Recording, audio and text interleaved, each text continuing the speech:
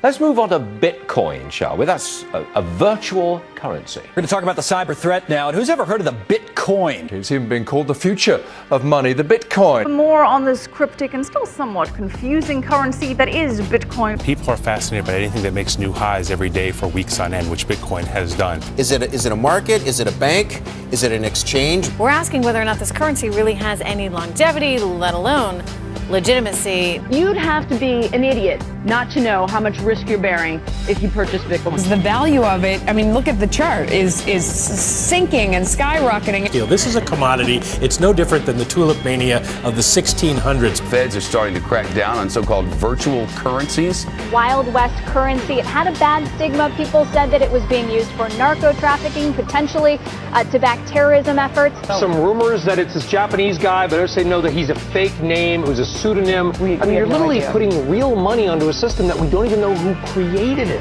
Is this legitimate in your view? It is legitimate, and it is a fascinating experiment. It's an interesting brainchild, though. It really is, for people who around the world who are upset with fiat currency. What about Silk Road and the Drug Association? What about HSBC? Billions of dollars of money laundering right there. The current scandal with Co-op. People are scared by the banking in this country and around the world. But the banking crisis there does raise the intriguing question of what is money? What exactly is Bitcoin and how does it work? There is no central bank, no central authority, no corporation behind it. Knows no borders, knows no boundaries, and in many cases knows no rules. It's a new internet protocol like email or the web. All of this is done on peer-to-peer networks. Nobody really even knows who created the Bitcoin. Developed entirely on an open platform. No one's in charge. Free totally market. decentralized. Okay, Free market. So the value of each Bitcoin hit a new high. It has, as this chart shows, been skyrocketing in value over the past 3 years. I know some people are obsessed with this and have been all over this quote-unquote phenomenon. So many people are jumping into this virtual currency. It's created so much attention. One of the biggest Bitcoin exchanges actually reported that it was having trouble technologically keeping up with all the order flow. Its unknown creator setting a finite number of the digital currency of 21 million, with only 11 million in circulation. The maximum amount of Bitcoins that can ever exist on the planet is 21 million Bitcoins. Some would argue that it is more useful as a form of money because it cannot be debased by people like Ben Bernanke or Mr. Draghi. Is no inflation because you don't run the risk of anyone printing the currency. Geek currency, Bitcoin, has been under fire recently for its dramatic price swing. Is it just going to keep on going up? Now, if you didn't bite at the Bitcoin craze, you may have saved yourself some money. Mary Thompson is here. What was that with the flash crash? Everybody's been talking about it, and hackers are actually to blame for this most recent sell-off. Last night, the digital currency's major exchange, Mt. Gox as it's called, was hit with a denial-of-service attack. What do you make of this madness? Well, I think Bitcoin has turned into a massive multiplayer online game where speculators are trying to out-speculate each other. Despite the extreme volatility, businesses are trying to cash in on this phenomenon. A lot of venture capitalists are actually coming into the space. Some of the biggest names in Silicon Valley and even some big Wall Street names too. Hedge funds, individual investors. All of the above. Private investors, private capital, venture capital is very interested in this trend.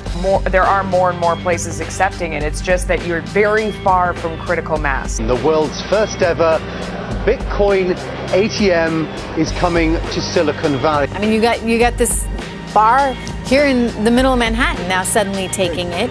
In various countries, that's really starting to increase. So China has becoming pretty popular. In countries like Argentina. It's Berlin that's become the capital of the currency. Many businesses are already accepting payment with the Bitcoins. Shopify.com, which has thousands of retailers, just started accepting Bitcoin. Why accept Bitcoins? Why not? My mother's friend said, oh, can you ask your son what he thinks about Bitcoin? It was the same day they fell 50% as well. And there are a lot of people who are fans of Bitcoin, but there are also regulators and officials who remain concerned. Multiple federal agencies touch Bitcoin in some sort of way, everything from the Treasury Department to the Federal Election Commission. Now it's starting to, like if you can buy a drink with it, it's a real thing. I think that there's no way federal regulators will stand for this. The government shuts it down. What's it worth then? Bye-bye. Yeah. Nothing. Yeah. If the government wanted to shut it down, wanted to prevent you from conducting a transaction, they have nowhere to go. It's like cash. You can want to regulate it all you want, but I'm a little worried that virtual currencies, whether it's Bitcoin or the next one that pops up,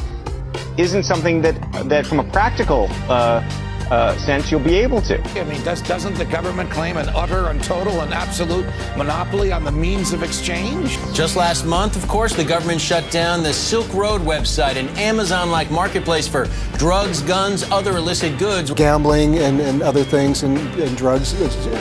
People are saying that that's what's happening. So you wonder how long in that sense it's going to last. Value goes up. It sort of happens within the network. But if sentiment on Bitcoin starts to go down, you're probably going to watch that value crumble. This kind of stuff is scary. You know, I mean, the volatility of it has been outrageous. You know, it goes from 100 to 260. Yes. So I could walk in with my brand new iPhone and I could dial up the dyno, whatever it is, and say, here's my Bitcoin. And are you pro or I don't get it. I don't know. Joe Weisenthal, the Business Insider. I'm not on this bandwagon yet. I'm not an early adopter, though. What do you think? I'm with you. I don't understand it. But the whole thing is done to the extent that viewers don't understand this. And by the way, I had to look it up to understand it. So if you've got a Bitcoin, you could sell me the Bitcoin. Well, it's confusing. It doesn't really fit in the normal regulatory categories. We hear you, Jeff. I'm just trying to get to grips with all this technology stuff. This latest surge came thanks to some high-power support from within the U.S. Bitcoin arriving in Washington on the national stage. They've done the due diligence to say this is simply not a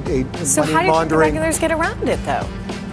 I don't know how they're going to do it, but I think, as Nick was saying, I think it's got a shot. That's what this hearing is all about. Today and tomorrow is the legitimacy, the rising legitimacy of Bitcoin. Do you think this is the tipping point that you get the Fed chairman name-checking it? Does it feel mainstream to you now? Bitcoins have come a very long way in a very short period of time. There's going to be some fallout. Do you ever think that it has the potential to replace traditional paper currency? We are arriving at a day where something electronic can threaten traditional money. What you're talking about right now is for the next 3 to 5 years, an unbelievably better store value. It is gold 2.0. They think bypasses governments and bypasses regulation. That says something about the climate we live in. It's a socioeconomic movement which we're going through at the moment. People have 100% complete control over their own money. It's the first time in the entire history of the world in which something like that's existed. Cryptocurrencies, Bitcoin is the first example. I believe they're going to change the world, but probably not in the way we expect. This is the time where people should be trying really big, crazy things.